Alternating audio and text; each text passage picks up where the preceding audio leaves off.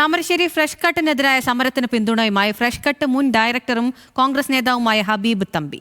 പരിസരവാസികൾക്ക് ബുദ്ധിമുട്ടുണ്ടാക്കുന്നു എന്ന് മനസ്സിലായപ്പോഴാണ് ഡയറക്ടർ ബോർഡിൽ നിന്ന് ഒഴിഞ്ഞത്.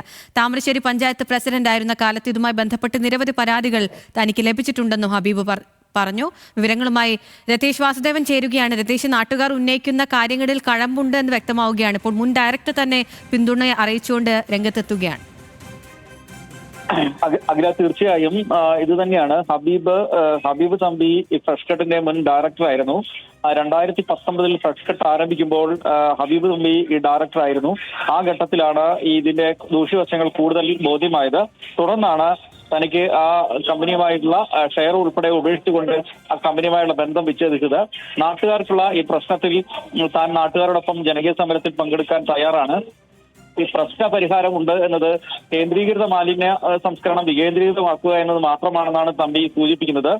മാത്രവുമല്ല, ഈ ഫ്രഷ് കട്ടുമായി ബന്ധപ്പെട്ട സമരങ്ങളിൽ ഇത്തരത്തിൽ ജനങ്ങളോടൊപ്പം നിന്ന് സമരമുന്നണിയിൽ താൻ പ്രവർത്തിക്കാൻ തയ്യാറാണെന്നും താമരശ്ശേരി പഞ്ചായത്ത് പ്രസിഡന്റ് നിലയിൽ മുമ്പ് ബോധ്യപ്പെട്ട ചില പ്രശ്നങ്ങളുടെ ഭാഗമായിട്ടാണ് ഇത്തരം കമ്പനി തുടങ്ങാനും ഈ മാലിന്യ പ്രശ്നം പരിഹരിക്കാൻ അത് ഒരു പ്രേരകമാവുമെന്ന കരുതലിലായിരുന്നു ഈ കമ്പനി തുടങ്ങാനും ഡയറക്ടർ ആവാനും ഒക്കെ തീരുമാനിച്ചത്.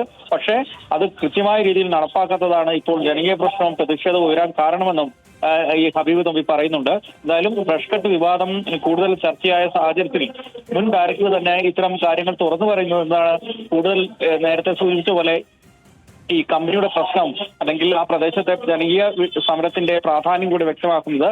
എന്തായാലും വരും ദിവസങ്ങളിൽ സമരം ശക്തമാക്കുന്ന സമരസമിതി പറയുന്ന ഘട്ടത്തിലാണ് ഈ മുൻ ഡയറക്ടറുടെ തന്നെ ഇത്തരത്തിലുള്ള ഒരു വെളിപ്പെടുത്തൽ വന്നിട്ടുള്ളത്. രതീഷ് വാസുദേവൻ, കോഴിക്കോട് നിന്ന്.